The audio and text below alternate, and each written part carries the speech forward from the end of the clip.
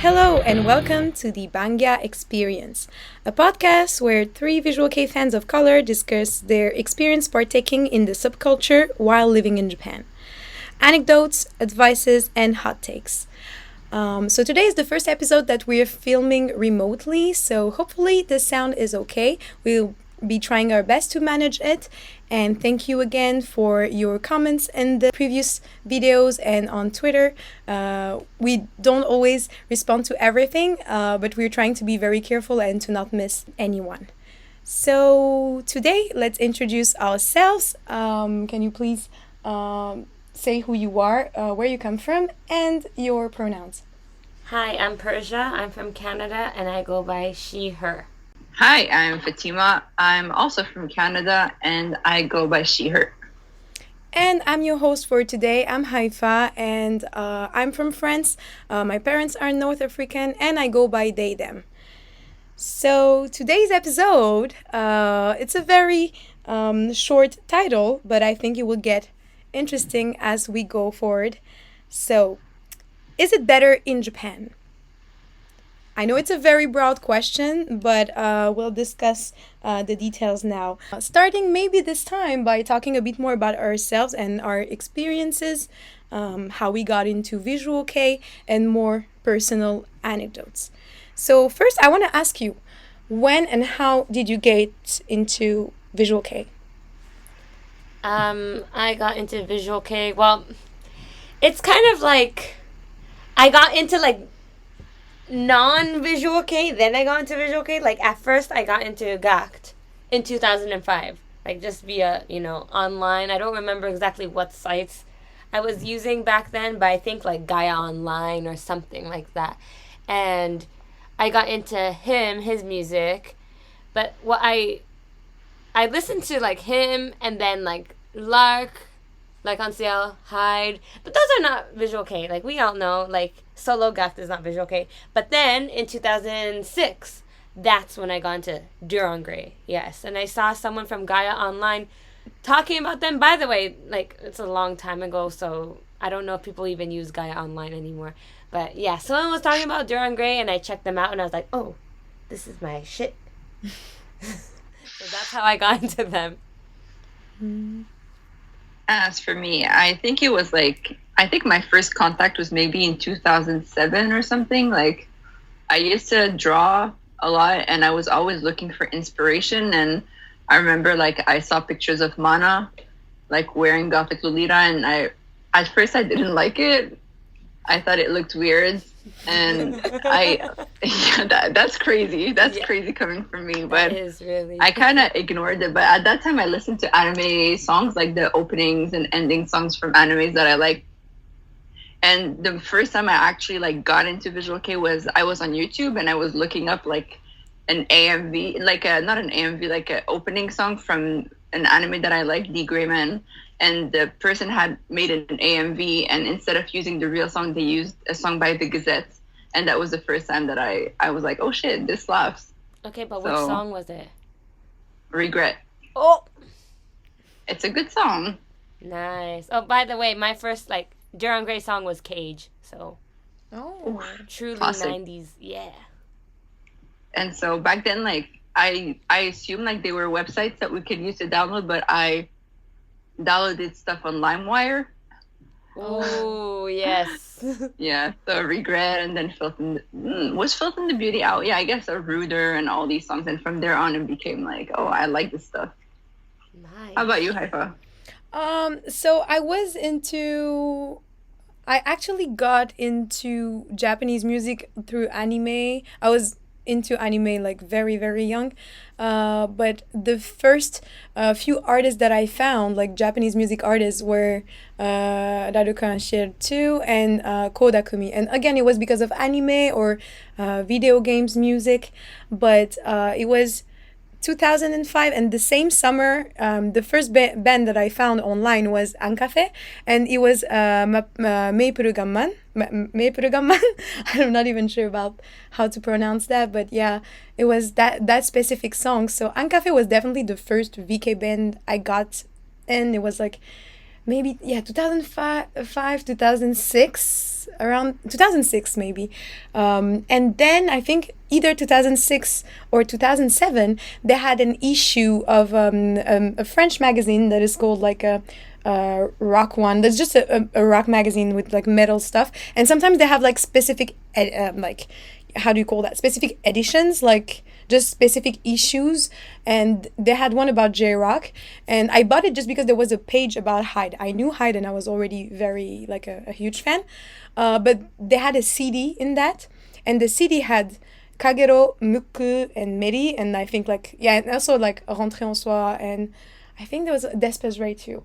And yeah, that was my introduction to those bands. I think it was 2007. And yeah, Kagero, Muku, and Meri left a huge impression. Mm. In between, I think I found that about like Obscure from Duran Gray, and I really hated it at the time, at least. I was not into that. Yeah, I wasn't into that song much either when I was younger. Yeah. I think it's like acquired taste. You like it with the time. Yeah, like when you get older, you kind of like stuff like that you wouldn't listen to 10 years ago. Yeah, you have to go back and like re-listen and be like, oh, actually, I kind of dig that. So that's interesting. By the way, I never heard about this site you were talking about, Gaia, but also like in France, I guess we were using like we had like very few French websites such as like Notiljon. It's a pretty like a famous platform, and you could download everything. Like they had mega upload for almost everything at the time. So Notiljon was like a huge platform for any Japanese thing. I mean, Gaia was like a site where you have an avatar. I have no idea. It's like Maple Story or something, right? Huh? Is it similar to Maple Story? No, Maple Story is a game. Gaia Online is like a forum. Like you have an avatar. Oh yeah, I mean I remember, but I've never been on Gaia Online. Like that's big weep shit. But yeah, I mean yeah, I was. but that's what you guys. Well, that's what there was back then. Yeah. So it's just like posting on forums, you know, with an avatar. And yeah, a lot of weebs were on it, obviously. So that's why I got into Visual K, because weebs like Visual K back in the day. Yeah, I think maybe we had like the blogs, like Sky Blogs, a French thing too for the blogs. That was the common thing. That's how I found Mana, actually, through like Sky Blogs. Oh, okay. Yeah, that's what. Yeah. That's what because at the time, like I couldn't speak English very well. So like all I consumed was like French, I guess like French content about Visual K. So I also used Notiljon or like Skyblogs because I could read like the stuff in French. Okay, francophones. Okay, anglophones. So moving on to that, it's gonna come again with the first question that we had. Which band would you say was the first one? I guess like as in the one that left you the biggest impression and the one that really you wanted to follow from there.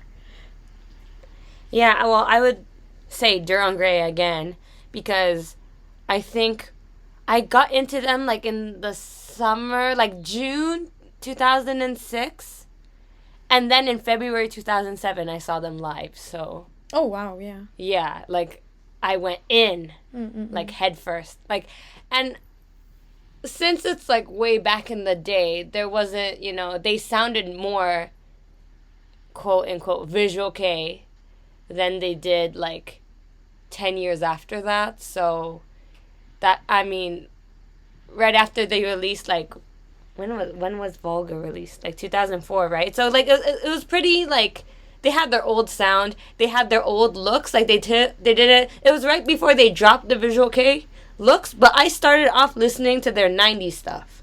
They're like really old stuff. So I got used to Visual K in the sense of how visual things were. But from then on, I was like, okay, I want to listen to more stuff. And in in the end of 2006, I started listening to other bands like Gazette, Alice 9, you know, all the bands that were popular back in the day. But I also started listening to more like do minor bands. So I guess I think I can't remember what bands I started listening to in the beginning, because I started listening to a bunch at once. So I guess Dead Man made the biggest impact on me when I was younger. It was like a gateway to I guess it's a gateway to what I am now, because I've been mostly into do minor bands for the past 15-ish years. So yeah. And you, Fatima, what about your like starting point, and then how did it evolve like with the time? So like before I listened to Visual K, like I was not like I didn't grow up in a household where people listen to music that much. So I was never like a big fan of music. Like I liked the songs from the anime that I liked, because like I had memories of like watching the show and stuff like that. So I was like, I didn't understand the culture of listening to a whole album, or like to listening to an artist's whole discography and stuff like that. So when I started with the Gazette, at first it was just a couple of songs here and there, whatever I could like find on LimeWire, really. And then I want to say like the first band that I really said like, oh, I like this band, and I knew the members, was Ancafe also. Like, yeah, that's Yes. Anyway, That's a crazy. shock. That is good. I mean, I love them still. Like I They're have a lot of classic. big memories from Ancafe, but that was short lived for me. Like I listened to them for like a couple of months, and I remember I downloaded the whole discography, which was like the first time I had downloaded like that much music, and I was like trying to listen to everything. It was very fun. But I think the one that left and it's like I really went from 0 to 100 real quick. Right after Ancafe, I became a Moi Dis-moi fan, and that was it. That's Let's a go. 180. Moi 180. Dis-moi. Yes, but Yeah, like in what, and I like it just felt so right. Like, of course, from there I became like a Miles Meter fan, which is, but like, yeah, I think Moi Dis-moi is like the band that, I saw them last week. Like, that's definitely still a band that's important for me, and like it's like it introduced me to like more like Tambike style like bands, which I've loved throughout my teenage years, and I still like hold dearly in my heart now. But I feel like Moi Dis-moi might have been the band that left the strongest impression on me. But see, now I'm thinking, because like I think my visual K like evolution is much more similar to Fatima than with you with Persia. But I'm like, maybe it's because we had so many French websites and stuff. Maybe we saw that like those bands were very popular on like French platforms, and Moi Yeah. Dis-moi like toured in Europe and stuff. So like I'm like, maybe this also like played a lot, definitely. course, And also yeah. and also you were also like, you got into like Lolita communities and stuff, I guess, in Canada. And I got into it in France. So I feel like, yeah, like we're much closer because we had the same evolution at the time. So yeah, as I said before, my first band was like visual K band was definitely Ancafe. I was like, but my my first band definitely for everything is Laruku, but if we keep it strictly VK, Ancafe, and then I found out about Muku, Meri, and Kagero. I was really into that type. It was like the good transition for me to go into more hardcore sound. Like from Ancafe to Deering Gray was too much for me. Like I was like 12 years old. I didn't like that. Yeah. But the music in like Muku, Meri, and Kagero, I know I always put these three bands together, but like to me they're like a specific era. Like it was easier to move with them to like more like metal hard or anything that is more hardcore, that grows a lot. That was easier. So there was that. And I think when I was about like 14, I got introduced to Moi Dis-moi too, and to Mana's work. I was much more of a Moi Dis-moi fan than Maris at the time, definitely. And then I also got introduced by the same person to X Japan, and I absolutely love X Japan. So yeah, I feel like I went from like Kira Kira, Tambi, more do minor, more this type, more another. There is no real like line of evolution that you can. I just tried a lot of things, and some stayed, some not. And there's a lot of things that I didn't like at the time. Like I didn't really like Gazette, and I started listening, like really being into them when I was in college. Like I didn't like them somehow. Like they were just. I was like, oh no, they're a bit too mainstream. I don't know what everyone like sees in them. But yeah, I guess I was just being edgy at the time. I mean, I guess. I was being edgy, definitely. Yeah. I know it. Like I like 3 songs, but I was like, yeah, just those 3 ones. The rest is shit. But no, I was being edgy. Yeah, like for me, like I also like I don't know how my evolution went because to be honest, I downloaded a band's discography if they had more than 10 songs. So do you know how many discographies I've ever downloaded in my life?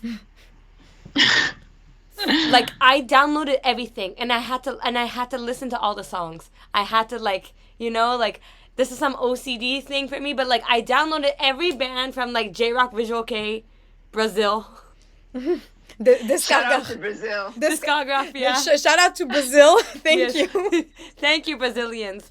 But yeah, like I literally downloaded every band that had more than 10 songs, and then I would listen to every song and like slash. Keep this one in my iPod, delete this, keep this, delete this. Yeah, like, and there was even, I think it was like Dailymotion and also beginning of YouTube. Mega Upload. Mega Upload was lit. For shared. Media Fire. I was on Emule. Do you remember that? No. That's an old one. But like on YouTube, like I would click from a video to another, like just click and try. And I tried so many stuff that like I know I listened to like so many stuff at the time and I'm like, oh, I've seen that in one music video, and then it takes me 10 years to find that is what is the name in Japanese, like Shoujo Lolita 23Q or something like that. I don't know how to pronounce that. Yeah. So I don't know how to pronounce, but I know what you're talking about. Lolita Niju Sankyu? Yeah, like it took me 10 years to find out that it's actually them. And I was like, what? Because I was listening to this when I was like 14. But I just had the image that said, and I remembered the song, but impossible to remember the names because I clicked on so many stuff. Ayabi, a lot of Ayabi also. So like so many bands that I just clicked. Oh my god, Ayabi. Don't. Yeah. Yo. Yeah, I just clicked on everything. That I was very visual at the time, I guess. More visual than yeah. But I feel like back in the day, like our generation, we just listened to anything we can get our hands on. 100%. Definitely. Because it was at that time where it's so scarce. Like now it's like you have so many options. You don't have like you can find music everywhere, but back then it's like you really can't. And like even if you don't like the song that much, you'll still listen to it because it's like it's a Visual K song and you want to listen, like, you know? Yeah, this is the 100%. Way. I hate to say it, but yeah, I kind of gaslighted myself to like a lot of bands. And now I listen to their music and I'm like, oh no, this is so bad. Like, if you actually liked them, you would still be listening to them, you know? Yes, yeah, definitely. Yeah. So, yes, I think this brings us to the next question. I was about to ask you about the platforms that we were using, but I think we pretty much insert that one, like all the platforms that were Notiljon. Oh, if you have more. Okay. And like forums, like definitely forums, you know? Forums, I don't think I was in any like VK forums, but I definitely learned a lot through like Good Tic Lolita and like those communities, like the Lolita community in France. Like, I mean, not a lot, just a bit, actually. I learned from, like, 2-3 people who were very resourceful. Shout out anyway, she's probably never gonna listen to it, but the one person who introduced me to Malice, to X Japan, was working in that shop in France called, I think it was called Harajuku. It was the name of the shop. And that was the first shop, like, 15 years ago that was selling, like, Moi-même Moitié and so many of those stuff. They had bandmen coming, doing signs in the shop. Damn, the fact that you guys had a shop. Yeah, like we had. I swear to God. Seriously. And like the clothing was super expensive. Like it was crazy expensive, and like I just like got super close to that person who was working there, and she was super nice to me. We would sit there, and she would just show me like X Japan and stuff. I didn't know anything. Like she just like was like, listen to this, listen to that. And that's how I also became a huge, like, I really love X Japan. She's the person who taught me a lot, I think, about that old VK. She's the one who showed me Garnet from Malice Miser, changed my life forever. So, yeah. Dang. I mean, I didn't have anyone in my life that liked Visual K before, like, that was, like, super into it. Like, I met some people at school, because in 2007, a lot of people actually liked Visual K. Like, a lot of kids liked Visual K, like, but like casually, you know, not like us. They just casually listen to, yeah, I know Gazette, and I'm like, what? And they're like, yeah, I like Gazette, like 2 songs. So I'm like, how the fuck do you know Gazette? Do you know this band, this band, this band? And they're like, no, what the fuck? But yeah, they probably liked anime and like this again. This like in some AMV or some like YouTube, something like that. Yeah, they were like weeby, and they had weeb like interest. Yeah. And we say weeb in a good way. I mean, we are weebs. damn, so. we live in Japan. There, we're here for a reason. So, Right. Another website I used, like a forum, was batsu.org. That was like really popular with like English speakers, but like people that like how can I say it?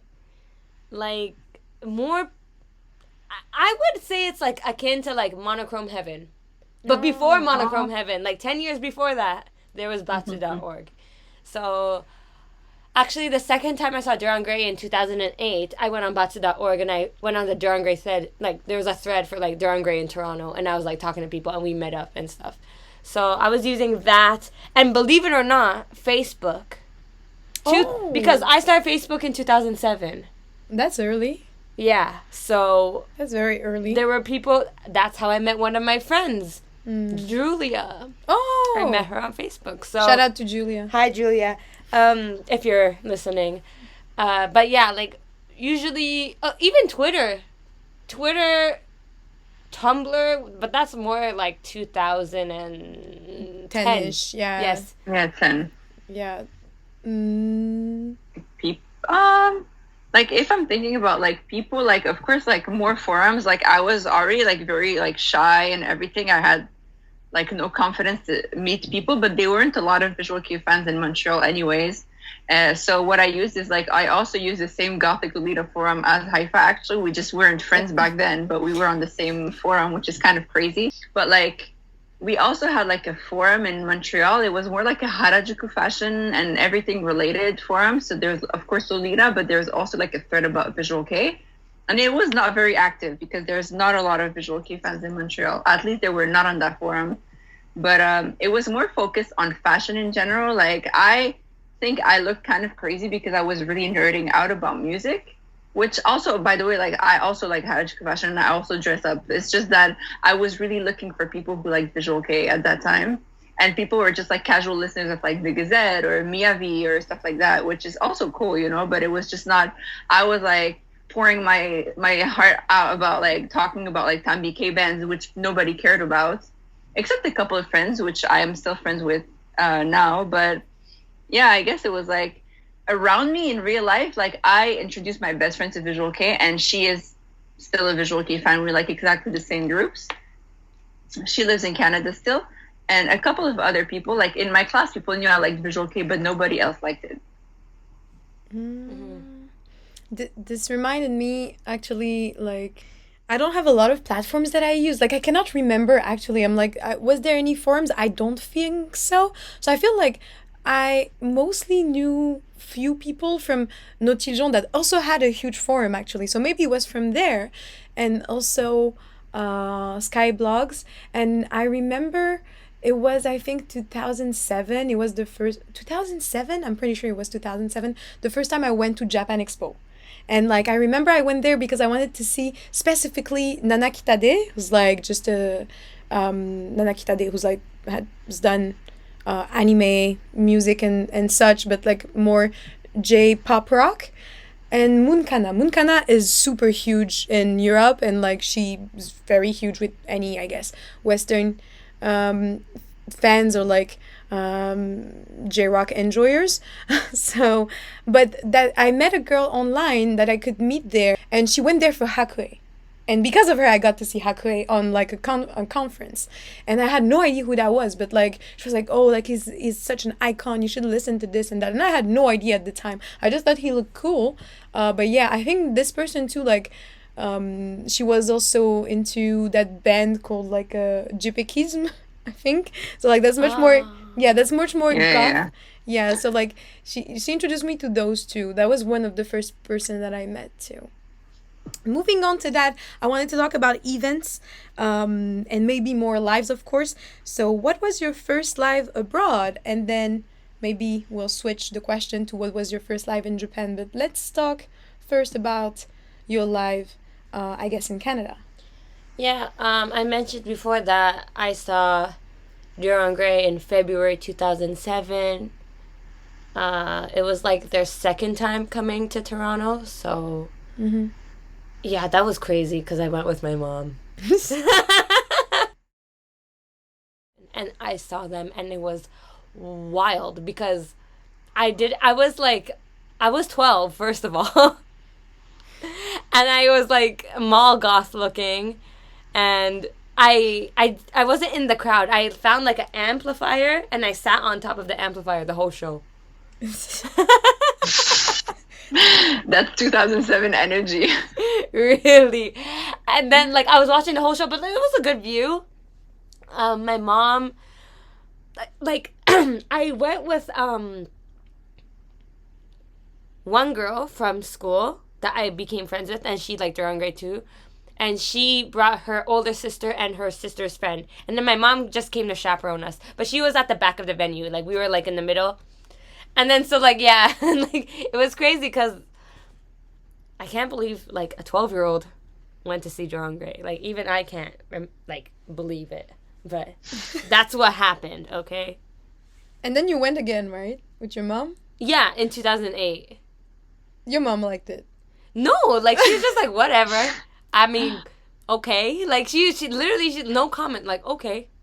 Nice. Like, and Kyo was, like, cutting himself on stage. He was, like, cutting his stomach. And she was like, damn. That's it. Like, literally, it didn't faze her. Wow. Yeah. Stronger than the Marines. I swear to God. She was like, okay, that's it? Or, like, I don't know. Holy shit. That's interesting. What about you, Fatima? My first Visual Kei concert came pretty freaking late. So I think like in 2007 or 2008, they also played in Montreal. But at that time, I wasn't into Durangray at all. Yeah. So I didn't go. Biggest regret. But my first Visual Kei concert was like in 2012. Pretty late because we never get any Visual Kei in Montreal at all. Like, Canada is really cursed when it comes to Visual Kei, but honestly, Montreal is even worse. Honestly. So it was like an anime convention, of course, like the biggest in Montreal, in French Canada, I want to say, Otakuthon. We got Satsuki from Rentrée en Soi, like his... Wow. Like, I was so jealous about that, by the way. That was so... yeah, that was great. It was, yeah. I mean, I was a big fan of Satsuki in the first place and Rentrée en Soi. So, like, that was really exciting. And, yeah, it was like... that was like the first realization of, like, wow, like, this is like a live-based culture. Like, this is why we listen to this stuff. It all comes together when you see it. So, it was lit. How about you, Haïfa? My first Visual Kei live... 2007, I think. I checked this like 2 days ago, I think, with Fatima, but because I wasn't sure. But I think 2007 in March, it was Ancafe. They came pretty early. I mean, there was also other bands that came approximately at the same time. Biggest regret, probably, but I don't think I was already into them. I'm not sure if I missed them from a bit, but Kagero, I missed Kagero. I feel bad about it. But yeah, I've seen Ancafe. That was my first Visual Kei live, and I think that was the first time I was like, oh, I want to headbang, like those videos that I've seen of people doing it. I couldn't do foodie. I had no idea what was foodie because I could see on Ancafe shows that like people were dancing somehow, doing something, but I had no idea. Like I didn't know it enough. If anything, I was doing whatever Miku does in the music video. I was following him, so it's not really foodie actually, but like I just knew that some part people were headbanging, and I was trying so hard to do it because I thought it was so cool. So yeah, that was my first live like Visual Kei live in France. And then I guess we France is pretty lucky when it comes to Visual Kei because there were like few years we had like lives every month, all the time. Like we had a lot of dual minor. Like I remember like the one time I got my mom to come with me was a free show for we have a music day in France in June 21st. I don't know if that exists in other countries, but we have like Le Fête de la Musique, which is like the musical day, and like they play shows, like free shows every day of everything. And there was a specific place where they had like 2 dual minor bands coming, and I will try to find that, like, and they played like literally outside, like in front of a shop, because like everyone plays outside. And my mom saw it. My mom was behind me, and she just thought it was funny. Like she thought it was weird because that guy came, like he was like with the super tight like leather shorts and like super huge platforms, and my mom was like, what? Like, full of makeup. My mom is like really not into music either. So she was a bit confused. She thought it was funny, but she didn't see it as a bad thing because I was already kind of like dressing up like Lolita and stuff. And if anything, my mom liked me better dressing up in Lolita than anything that was more like punkish. She hated that. Like goth or punk. She thought it was trash and not clean. Like literally she didn't like the idea. Lolita, she liked it. She just thought it was too expensive, which is true. But yeah, like she thought it was fun. Like she was laughing after that. She was like, what is that even? Like, it's weird, but okay. Like, she didn't see it as a bad thing. So I got pretty lucky with that, I guess. So moving on. Your first live in Japan. Oh God. Now this is Oh God. this is getting interesting there. Okay, I was on vacation in Japan, so like in the 2 weeks I was here, I was like, I need to go to as many shows as possible. Mind you, this is like 2014, 15, so I think 2014. I've been into Visual K for a good, how many years? I can't do math. 8 years or something. I don't know. Is that how many years? I don't know. And I think the first show I've ever been to was, oh God. Remember I said that anti-feminism Kenji made me eat a banana? That one. Was that a Taiban? Was that a Taiban? It was a Taiban. It was Starwave Records Taiban. So I wanted to go. Why did I want to go? I don't remember exactly, but the Sound BHD. That's why, because the Sound BHD. Sound BHD. Yes, the Sound BHD was playing, but also I saw Danger Gang, and I liked Danger Gang since I was a child, since 12 years old, basically. So I saw Danger Gang, I saw the Sound BHD. I saw other bands that I can't remember. Anyways, that was the anti-feminism banana horror story. Yeah, that was your first live. Yeah. You got to eat a banana. That must be so confusing. Right? I mean, it wasn't my first live, Visual K live ever, because I saw Aoi before that in Canada, so I was... Yeah, but like, the fact that it's in Japan must be a bit makes it a bit confusing. I mean, the thing is, like, I didn't realize foodie was a thing. Even when I was there, I didn't realize foodie was a thing. Yeah. I mean, I was... Because I'm not looking at the crowd. I'm literally just staring at the stage. Like, even if they're doing foodie... Oh, I went up for the Sound BHD, like, second or third row. No, yeah, second or third row. And it was in Ikebukuro K4? No, K3. Ikebukuro K3. Ruido K3 or something like that. God, I can't remember. I'm a bad Bangya. But anyways, a small, very small place. And they were doing foodie, and I was trying to copy them, but I couldn't do it because I didn't even realize foodie was a thing until that moment. So, like, yeah. I don't know. It was really weird. But yeah, that was my first live in Japan. Of course, in the 2 weeks I went to other lives, and I didn't do foodie the whole time. That is so funny coming from you. Right? I mean, the second time I went to Japan, which was like 6 months after that, I did foodie. So, nice. Yeah. What about you, Fatima? What was your first live in Japan? I mean, I came to Japan for the purpose of that live, or like that like tour. I saw Maten Opera for their 10th anniversary. Like, it wasn't like the 10th anniversary live, but they were having a tour after 10 years, so I came to see them, and it was like in Kanazawa, I'm not sure, but it was hectic. Like, I obviously couldn't speak Japanese. I had never been to Japan. I had to take a night bus. Everything was confusing, but it was lit. It was good. It was a good live. It was really, I mean, I had already seen them in Canada like a year before, so, but to see like the fans in Japan and how they act in Japan, like they're much more comfortable. They have MCs, they speak, they laugh and everything. It's different from like the feeling of like seeing people in a convention. So that was really cool. I loved it. It was really fun. How about you, Haïfa? So the first time I came to Japan was like in 2013, and I went to many shows before that were not Visual K. Like from 2013, I came to Japan almost every year, and one time like 2 times in the same year. But I think it was in 2000 like 16 maybe. I don't remember which one was the first one. So there is one Taiban I went to. It was in Ikebukuro Edge, and I cannot remember any of the bands that played there because most of them I don't think they exist anymore. But I went there because me and my friends met like some people in an izakaya sometime, and we were like, oh, that's definitely a band.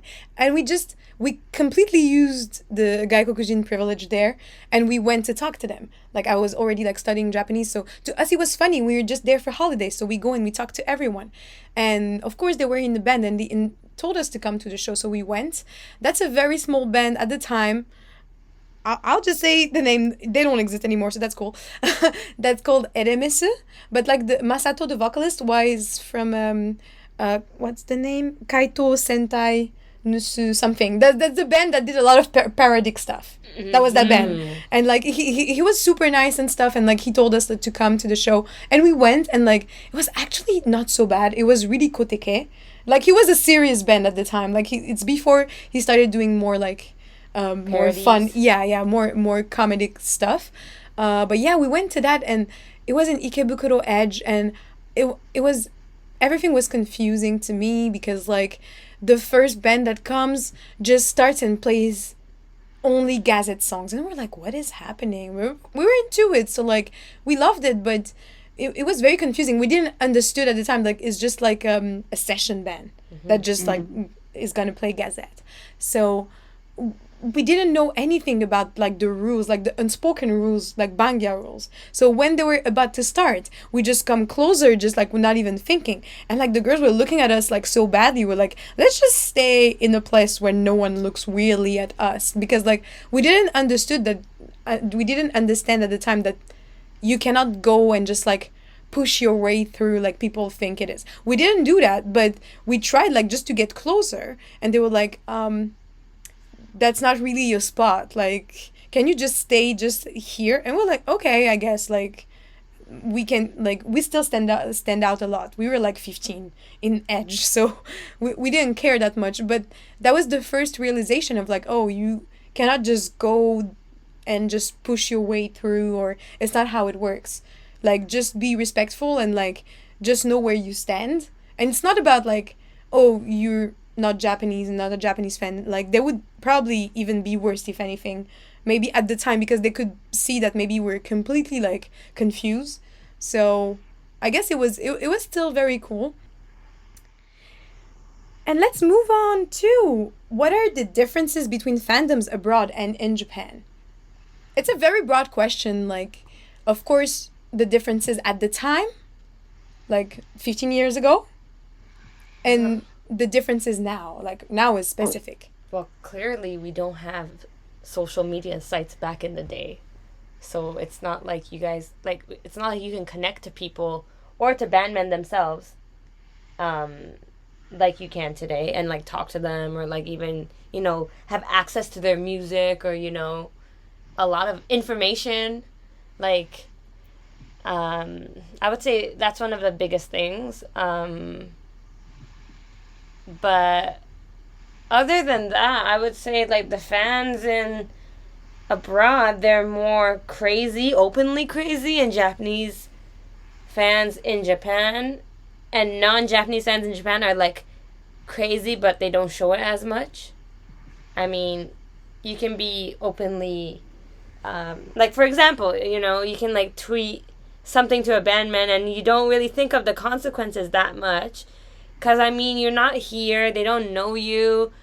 But, like, if you tweet at somebody and then you go to their show and they're there, you're like, oh, crap. They probably know it was me, you know? It's totally different. You're kind of like, what's the word where you're... Distant? Yeah. Mm-hmm. You're a bit distant from the scene in general. Yeah, so I guess, I mean, there's perks to that, and there's also, you know, downfalls to that too. But I would say that's one of the main things, having access to information and, a community. Like, it was especially hard back in the day, but now it's like much easier. In Japan, I would say it's, I think it's a bit difficult actually compared to being a foreign fan, because whether people like it or not, Bangya are gatekeepy. And I mean, we can go into a different episode, like a future episode in this, but because you're foreign, it's not really easy to make friends. Acquaintances, sure, but yeah, I mean, they're more gatekeepy with their community in itself.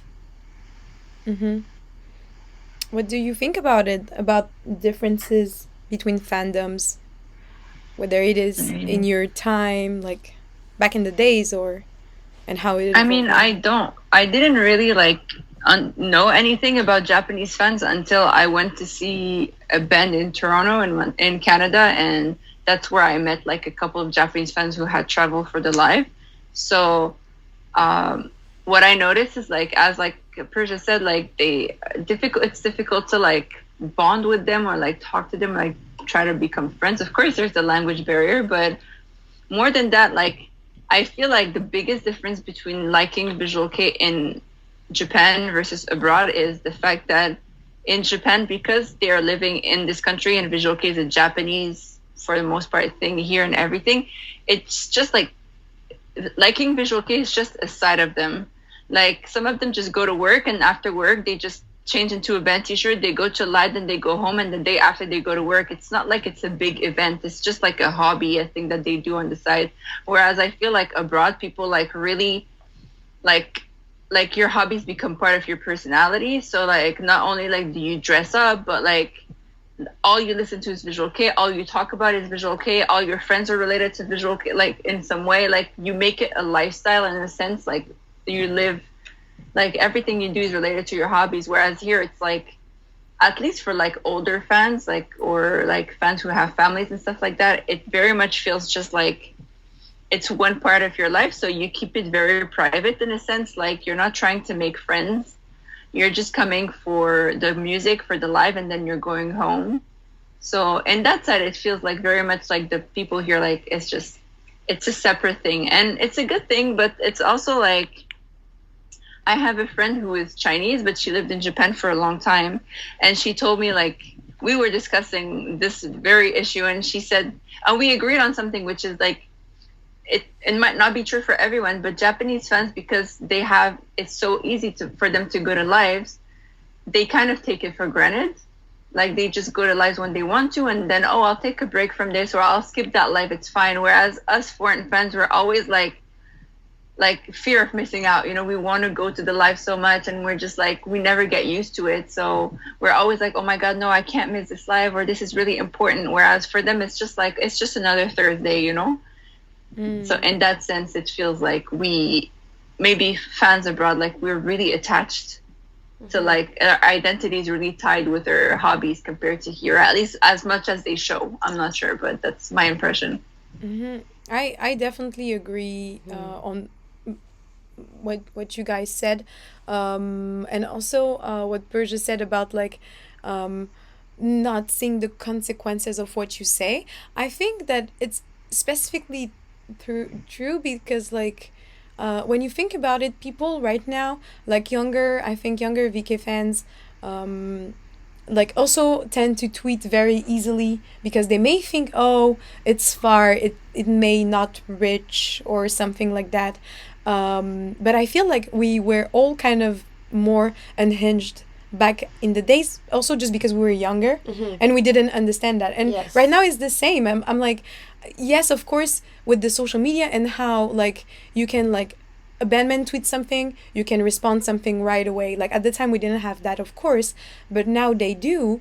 And I think like maybe if we had Twitter back in the days, we would probably say the same stuff. Like, we'd be a bit more unhinged because we're like, oh, it's far away, it's a bit different. Like, oh, like they may not see it. Because also something that comes with that is that when you're abroad, I think, and like we all grew up in like those Western countries and stuff. So everyone who does music and is kind of like successful, we see them as like superstars. Like we see them so much bigger than they actually are. And it may be, yes, of course it is the case with like, if you're gonna comment on like those like super like K-pop stars right now, or even Western people like Ariana Grande, like on a selfie, yes, she may not see it, so you can say something a bit unhinged, it's gonna be okay. And they might think the same way about like VK Bandman, but no, they're not that huge, so they probably most definitely may see it. So so yes, I think that even me at the time when I was like 14 years old, to me it was crazy, like seeing all like those bands coming in France. I was like, wow, they're probably super huge there, like they play super crazy venues, and I thought I was so close to them that like it was great for me and stuff. Of course it was, that is one of the perks being at some shows like in Western countries, like you have a proximity that you never get in Japan for certain bands. But yeah, like I think like we don't really understand how close and real they are. Like we don't see them like that, and I think it's the case right now for a lot of younger fans too. So I don't really blame them. I think they can be more careful, but I don't blame them because maybe they didn't understand yet. Like a lot of those people, like I know there's that whole thing about like bashing like younger VK fans and stuff. Yes, sometimes they may go a bit too far, but also those people sometimes have been into VK for like 6 months, a year, 2 years maybe, and maybe they didn't understand yet that like everything is very visible even in the eyes of bandmen. Yeah, and I also want to bring up that like I don't want to be like a millennial bashing Gen Z, but our humor is totally different. Like, oh, that's our true, generation, yeah. And if you're Gen Z listening, your generation, your humor is totally different. Your taste in memes and whatever, your online humor is totally different. So that plus, if you don't understand Japanese culture, like for example, my humor, a lot of Japanese people think I'm weird. Like they don't understand my humor. So I think Gen Zs have an even crazier sense of humor that sometimes it's not even funny to me, it's just morbid. No, to me it's funny. I mean, I'm old ass bitch, sorry. But when you think about that and then you think how Japanese culture is, like Japanese people don't get Western humor. So when you say something like that, like they really will be confused and they won't take it the right way. So you have to be careful, I think. Yeah, really, you have to understand, but also you're a teenager, you probably don't know how to understand. So, I mean, it won't come to you. It won't come to you. It's just like, for me, it didn't come to me until I was in my 20s. So, I mean, that's normal human behavior, but that's just the difference that I see with Western fans. And compared to, I was going to do minor bands with some teenage fans, like these girls that also went to Mamirata and stuff. They don't act like how Western Gen Zs act, you know? Like, it's kind of different. So, when you tweet bandmen and stuff, it comes off as totally different. Like, they don't understand, really. That's why I just want to bring that up. Mm-hmm. And moving on, I think I wanted to ask you also, it kind of goes with the same topic. How do you think you changed after coming to Japan? Like in yourself, like we talked about like Gen Z and like the other fans and maybe how the fandoms have evolved, but have you seen anything about yourself, like something that you can think, oh, I was not like this at first? Like visiting Japan or like living in Japan? Experiencing Bangya life. Okay, I became a Bangya when I moved here. Okay. I was not a Bangya. Oh. And not in a sense like, oh, I lived abroad and stuff. No, I wasn't a Bangya. I didn't have a homemade, you know. I never wanted it to follow one band. Like, right before I moved here, I was like, I'm just going to go to a bunch of different shows because I don't want to follow one band, okay? But then I became a Bangya. I went to, like, one live, and I was like, that's it. I'm following them forever. Yeah, so I became a Bangya when I moved here. That's what changed me. I did foodie because I know like some of my friends that don't live here, they can do foodie like hardcore perfect, but I had to come to Japan to be able to do foodie. Mm-hmm. Yeah, like I wasn't.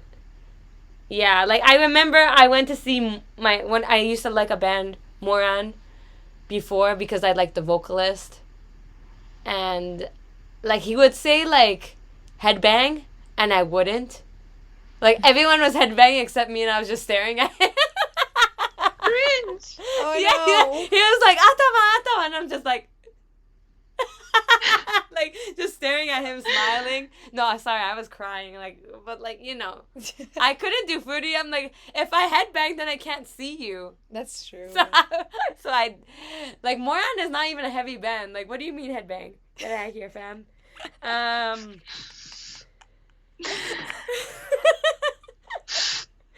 And lastly, I think I stopped having like I think this is not because I came to Japan, but just because I've been living in Japan for a long time. The you know, the, how can I say it? The romanticization of bandmen completely stopped. Oh. Like I did not romanticize them at all. Like within the first few months I lived here, like nah. They're just like, you know, some of these guys are just regular old greasy guys. So I think that's the just what I was like thinking about before. Like you see them from like so far back in your room in your own country, and you think that like they're somehow a bit like bigger than what they actually are, and then in real life you realize they just play in front of like 15 people exactly. If they're good, if they're lucky. If they're lucky. No, not good, because some good bands like do not cannot be successful, but that's like true. That's but true. yeah, there's that realization. Like that's one of the big thing I think for me too, is like getting back to like, whoa, they're not like superstars, they're like very very small here. Like it's like you get reminded that it's like a very small scene. It's not as big as we think it is. It's not like, oh, visual kei Japanese, everyone in Japan knows about visual kei. Yeah, they've heard about it, but they don't know about any of those people you might like. Yeah, like you get really humbled. Yes. When you come here, you're like, oh, so nobody knows about what I'm talking about. Really, like at first I thought like Japanese people knew like at least some famous visual kei bands, but every time I tell someone I like visual kei, they're like, oh, like X Japan, and I'm like, that's like 40 years ago. Oh, no. yeah. No. Like, can't you at least name a band within the past 20 years? Yeah. And what about you, Fatima? How do you think you've changed? I think like I changed in two ways. Like I think like one is perhaps positive and one is more negative. Maybe the positive one is that I feel like I learned to listen to music in a different way. Like as I said, like I'm a big fan of like tambike style music, but it's just because I like tambike style music doesn't mean that it's the most fun to enjoy live. I still enjoy it, but like some bands that I never really cared about, I thought were like too like it's just too much like screaming and too much like hectic like drumming and everything, like, which I didn't understand. Now I get it when I see it live. So now I appreciate I feel like a more like a broader how can I say, like range of band of like sounds and stuff like that. And even like my sense of rhythm I feel like has changed. Like we've talked about this before, but you know, like listening to a song and imagining the foodie before you've even seen it, and like just like that sense of rhythm, I feel like it's something that I learned while going to a lot of lives here in Japan. The negative way in which I feel I've changed is I feel like I've become a lot more discreet than I was before. Like when I came to Japan on vacation before I came to live here, I would like wear my platform shoes and I would wear like crazy makeup and dress in crazy outfits because it was fun for me. That was my image of what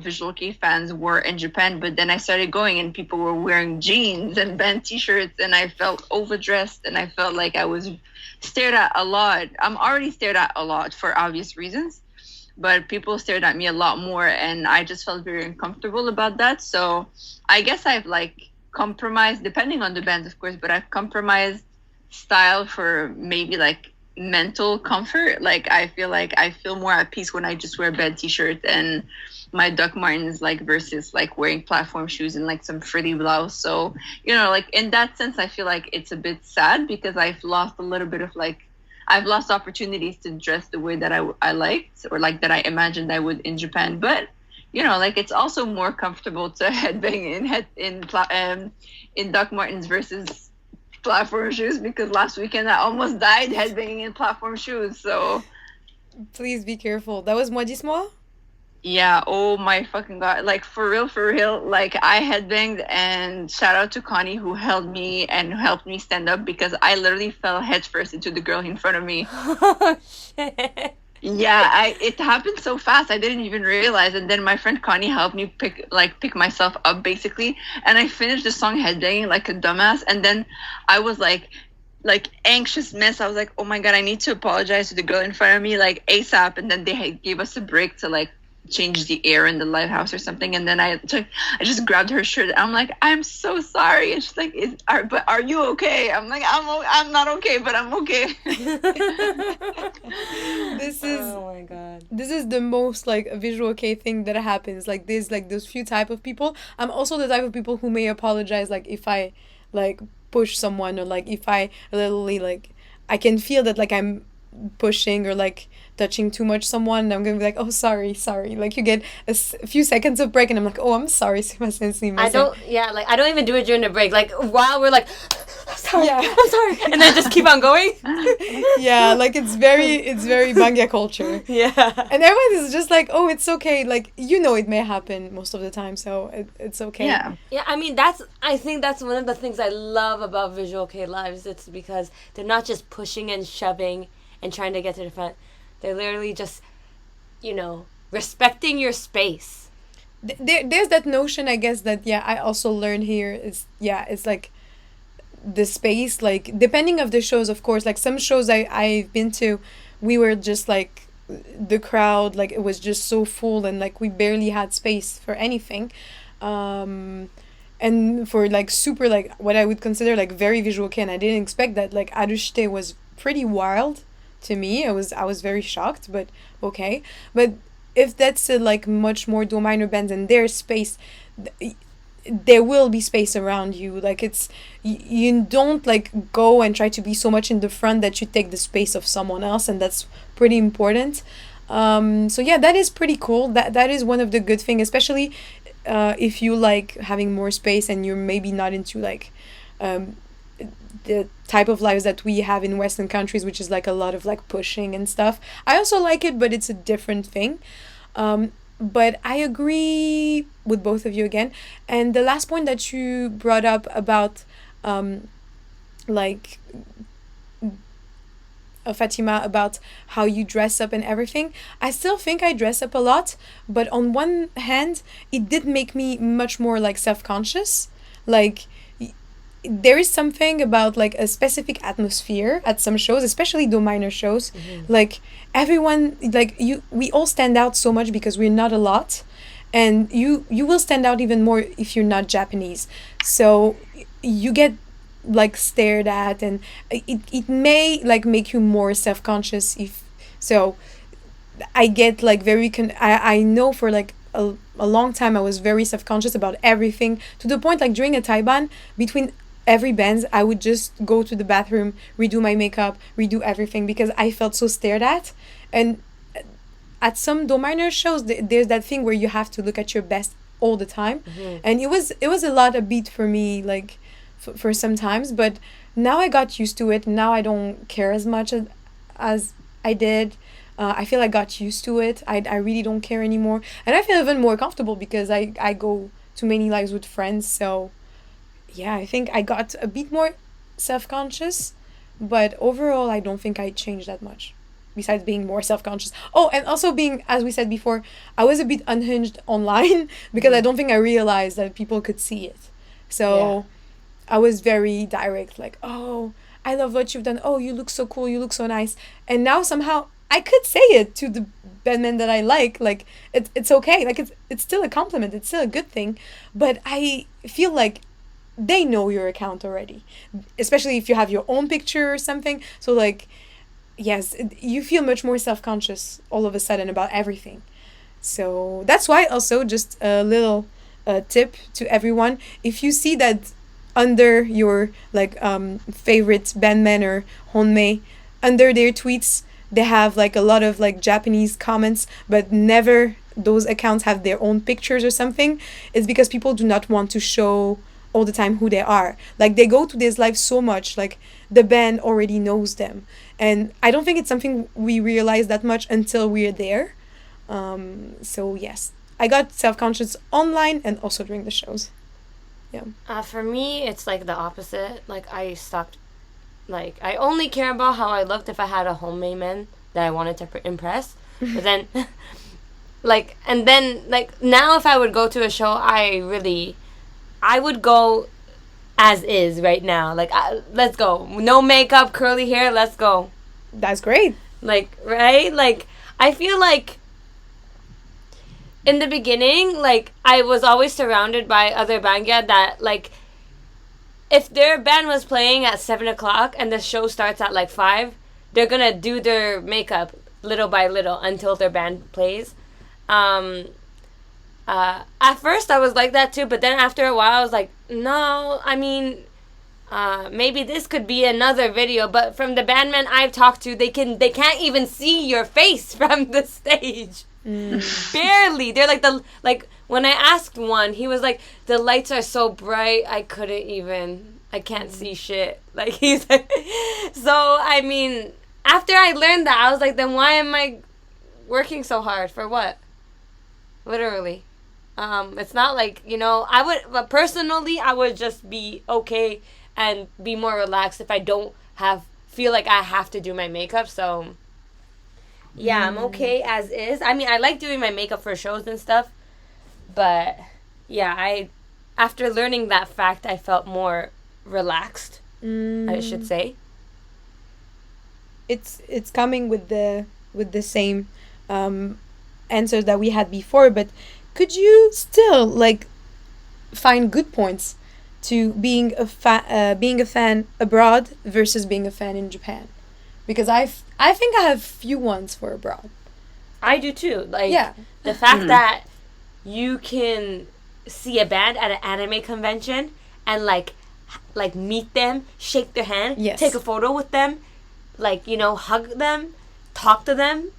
Like, I mean, technically, when you think about it, if it's a Do minor band, you can do that. But a lot of the bands that go to, like, anime conventions, a lot of them are not Do minor. Some of them are more famous, So the fact that you can do that, I think it's a real privilege that you can't do that if you live here. So not as easily, at least. Yes. Yeah. It might be way more expensive if you have the chance even. But also, I think when bandmen do play abroad, they are really, like, excited.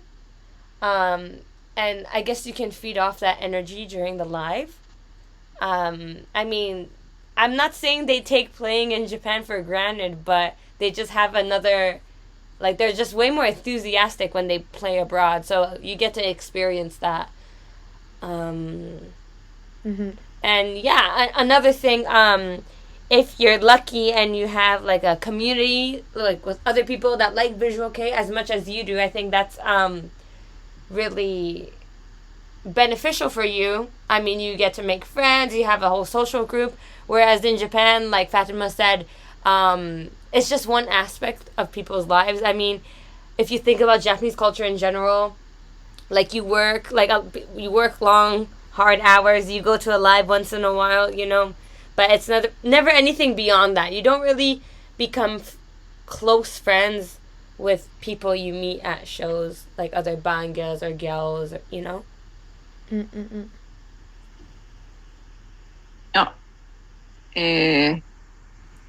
What about you, me, Fatima? Yeah, I'm thinking, like, I think I can only think of one other point that Persia hasn't mentioned. So I miss. Maybe I see, like, this is confusing to me because the moment I became a bangya was also the moment where I started my real adult life after, like, finishing university and starting to work full time. So I don't know if it's like that, but for me, like back then, like every live or opportunity to like do something visual kei related when I was still in Canada felt like a special event. It was very exciting, like meeting my friends, meeting new people, like just being surrounded by people who love the same thing. It was just like it was one moment in the year, like it was just a special time. Whereas now, like I'm not taking for granted going to any lives at all. Like I'm very blessed and happy about it, but it's just like, it the atmosphere, like the excitement around going to an event is like, the more you do it, the less there is of that excitement. It's not like, oh, I'm just going to a live, but it's more like, okay, well, I guess I'll see some friends maybe at the venue, and then I'll go to the live, and then everybody's gonna go their own way. Whereas back then it felt like people were traveling for the lives, and it was a big event. It was a big thing because we didn't have a lot of them. So I do miss like that really special atmosphere of like going to an anime conventions and meeting friends there and going to see a live together. It's just a lot of fun. I definitely agree with all of these points. And also, I guess, like, because I also like a lot of Western bands too, and also like just a lot of different things. I just like the energy that we have sometimes abroad. I know it's not a thing that is very common, and I know like, right now I probably wouldn't enjoy it as much as I did back in the days, but like just the fact that like we can scream and like just like sing along. Like people here do not sing along. Like even before Corona, like people were not singing along. And I remember like one bandman, it was like before we had the mask and everything.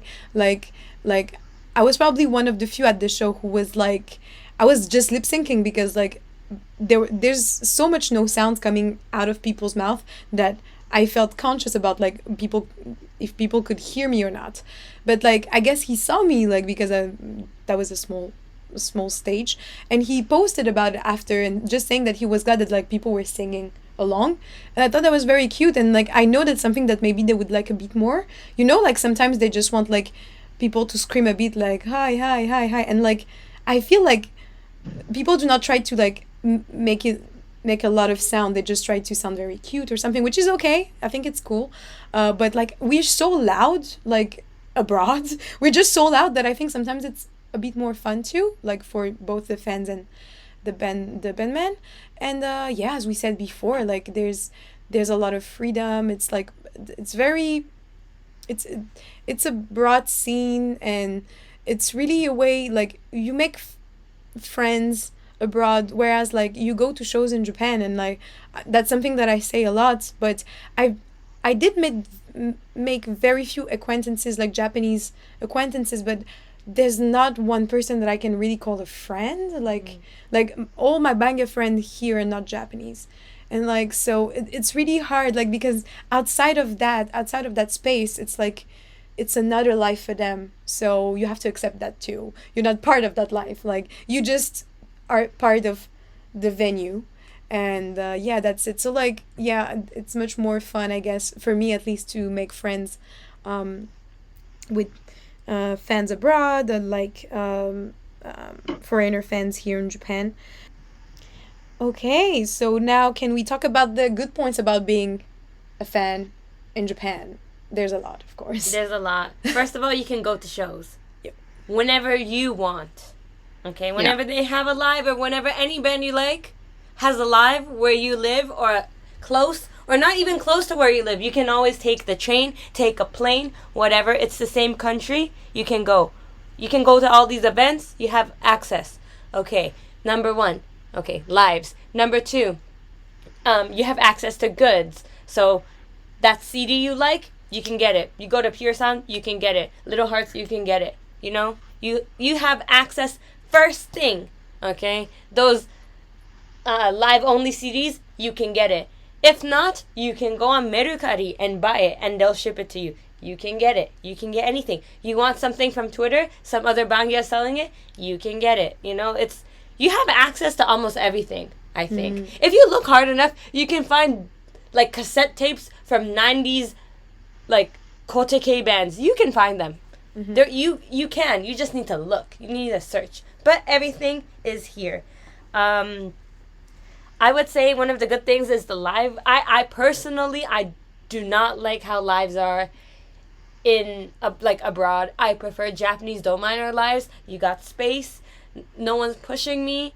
I love that. That's one of the best things about Visual K. You do foodie, perfect.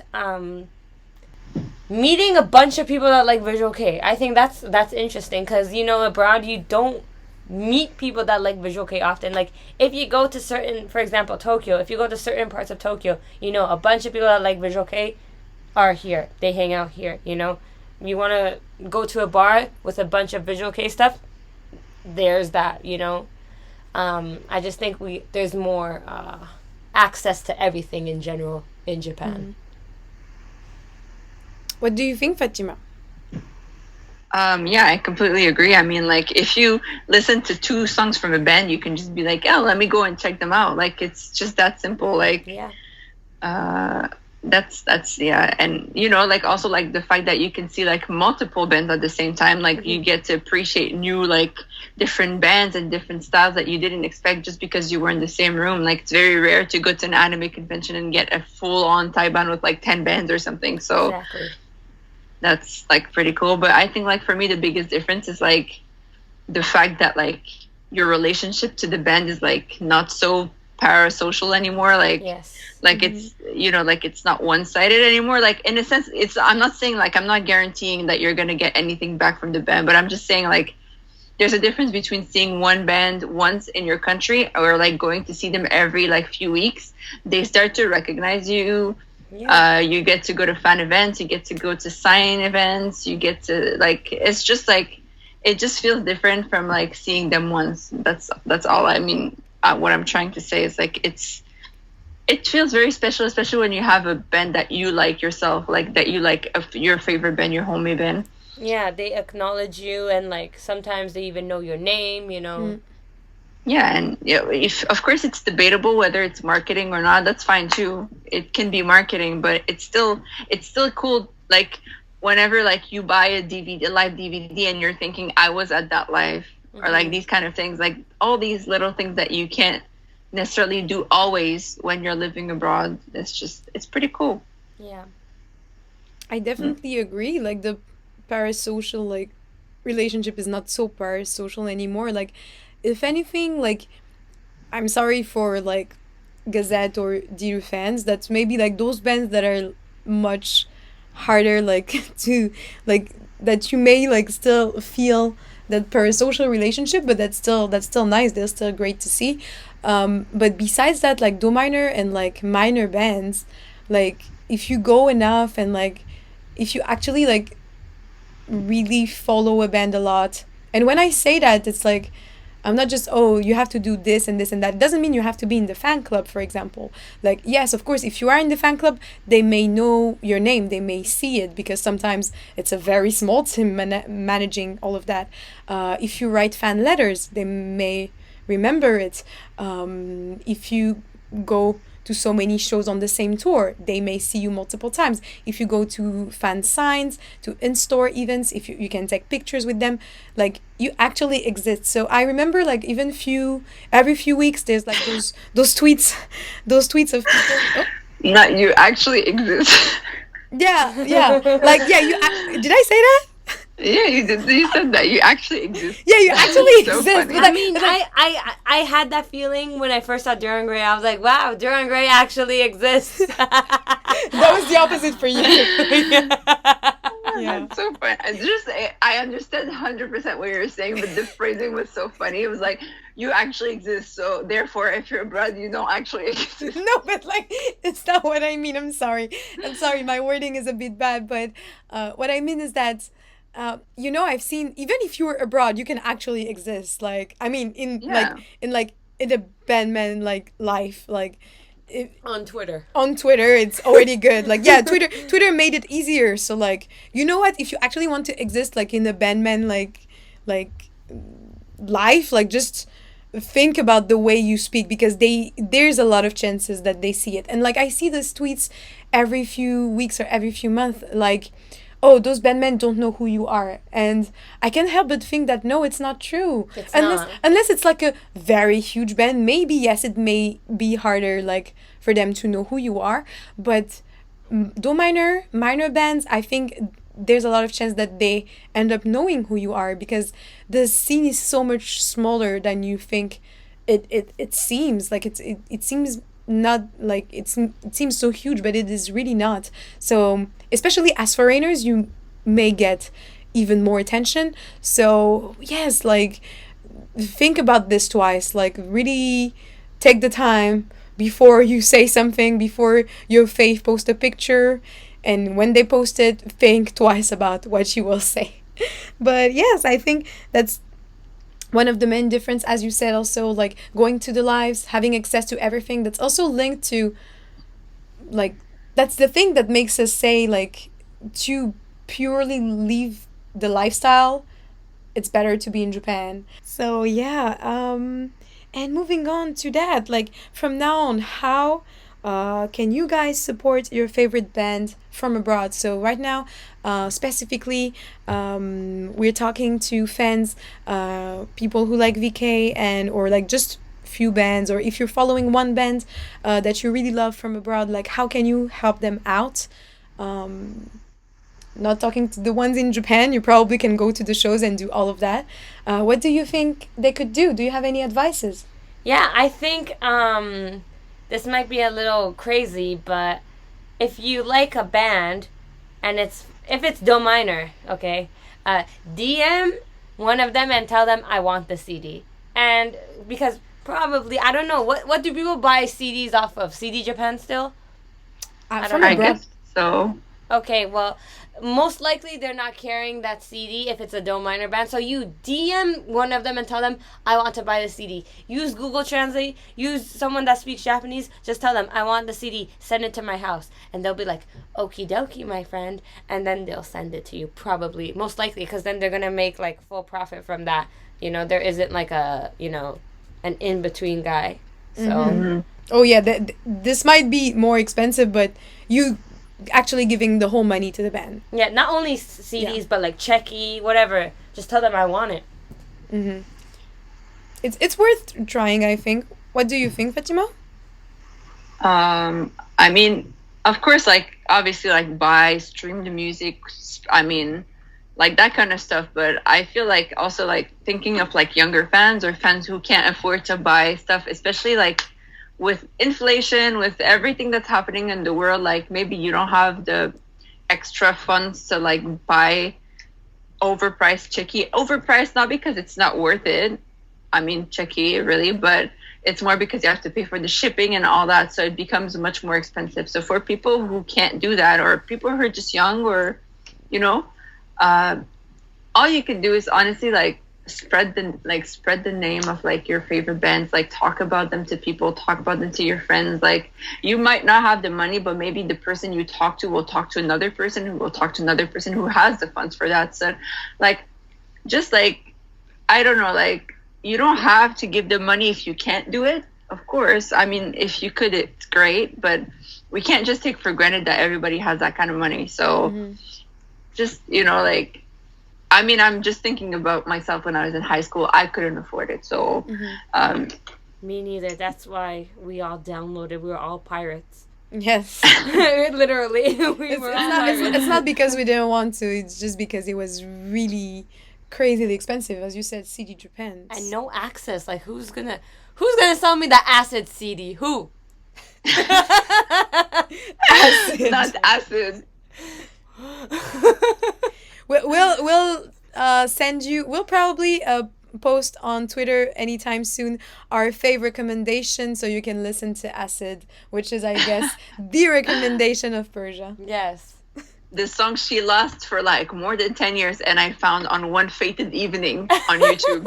Right? It took you like 10 minutes. It took me 10 years. No, because being a bangya, sometimes you gotta be a hacker. You gotta work the computer.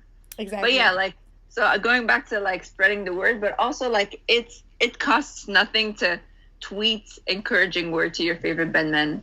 Yeah. Like say something nice, encourage them, like wish them good luck. Like I got share one. their content. I got one.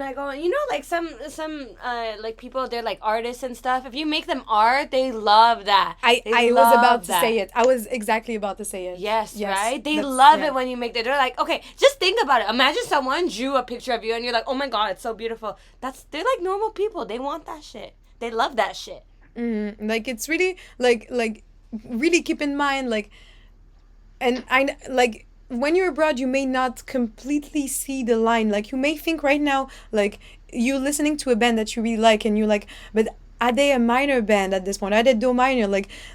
How small are they? You may be confused, but no matter the size, just like try to be nice as much as you can. And again, I'm not encouraging anyone to, like, don't say that or don't do that, but like, if you, for example, if you tweet them in English or something, just double check before sending how it looks like on Google Translate, because they may just use Google Translate. So, like, don't take too much risk, like making jokes and stuff, because it's very literal. They may not get it at all. So, like, maybe just saying, like, nice stuff, as you said, doing art, like, it's so great. Like, if they see your art, like, it's really pleasing to them. Like, it encourages them. So definitely I retweet, share. Another one. Like, if you play an instrument or sing, you can do a cover of their song. They love that shit too. They love it. Yes, anything that is like if you can, like, create something out of that, they would probably like it, because it means they have an impact. It means, like, they're influencing people, like, they're influential, and, like, they really love it. Like, they will be pleased. Like, to them, it's, like, so cool. Like, they will brag about that to the other bandmen, being like, oh, I have this fan abroad who did that art of me. I have this person, like, from this country who did, like, a cover, like, of my music. And, like, whereas in Japan, they may think, like, oh, I only have 10 people, but there's that person abroad who did a super cover of my song. So, like, it's really cool. Like, try to give back. Like, if you really enjoy a band, like, whatever they're giving to you, the energy that they're putting out, try to give back to them. I think we all are from, like, pretty, like, similar, like, backgrounds. Like, we didn't have a lot, like, to buy, but of course, if you can buy, one thing that changed a lot with Corona is, like, all those live streams. So if you can pay for them, definitely, like, try to do it. Or, yeah, like, I think it's great if you can do it. Of course, if you cannot, it's okay. But most importantly, be understanding of what a band can do and cannot. So, yeah, like, as Persia said, like, try to, like, if their DM is open, sometimes there's a reason why it is open. So, yeah, you can definitely, like, just try, and maybe, oh, I want to buy the CD, and it may be expensive, but at least know that you will 100% support the band. There's no in between. And yes, I think that's about it. That's all the ways you can support the band. Like, you don't have to pay. Of course, if you can, it's even better. But yeah, like, just do whatever you can. And it may seem from the outside a bit cringy. You may think, oh no, I don't want to just put out, like, cute, like, oh, you look so cute. Like, no, you want to make a joke. But you know what, make yourself, like, a second Twitter accounts, and just, like, keep it privately, and just send those words. Yeah, like, they will like it. It's okay. Like, you want to make fun content for you. I love to do that. If you follow me or us on Twitter, you may see that, like, we joke around a lot about the bands that we like. But if you're gonna tweet them, just, like, try to keep it cute and encouraging. Yeah, like, I used to do that a lot, and trust me, it actually impacts them. Like, they all talk about it. Like, if you ever meet them, they'll remember, like, oh, you sent me that before, right? Or if you send them, like, for example, I sent a bandman I like when I was in Canada, like, I sent him maple candy for Valentine's Day, and I tweeted him, like, a few weeks after. I was like, so did you get the package in the mail? He's like, yeah, thanks for the candy, I loved it. And I was like, oh my God. So, just, like, small stuff like that, even just an email, or, like, just fan mail, they appreciate it. So anything. Just like all of their pictures, it makes them more attraction, makes them more popular. If they have Instagram, share whatever they post. Like, yeah, they'll like it. Like, it's good for them. they will like you more too. They may remember like your like Twitter name, your Instagram name, anything. So yeah, just try to be nice and cool about it. So, yes, I think that is the ending point for today's episode.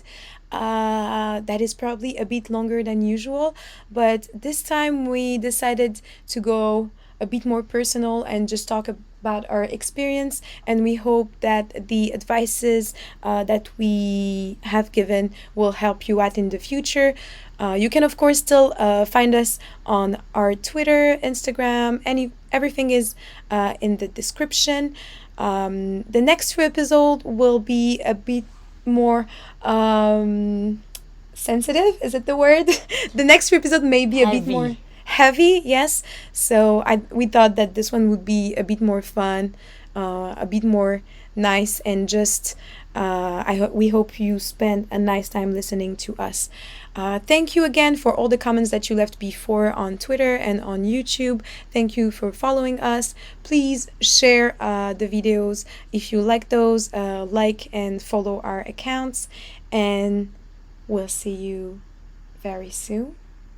Hopefully. Bye. Thank you. Thank Bye. you a lot. See you soon. Bye. Bye.